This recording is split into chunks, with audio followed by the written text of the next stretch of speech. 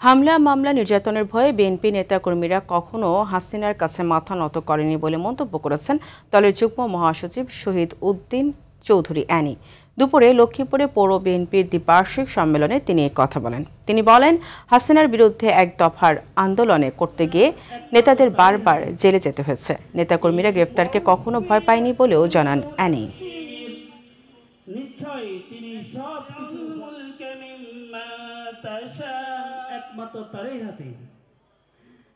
হামলা মামলা অত্যাচার নির্যাতন বাড়িতে হামলা শুধু আমি নয়, খায়ের ভূঁইয়া, নিজাম সাহেব, সাবু সাহেব সহ সবার উপরে, হাসিব সাহেব সবার উপরে, আপনাদের উপরে। আমরা যত প্রতিবাদী হয়েছি ততবার গ্রেপ্তার হয়েছি। গ্রেপ্তারকে আমরা কখনো ভয় পাইনি, আমরা কখনো হাসিনার কাছে মাথা নত করি নাই।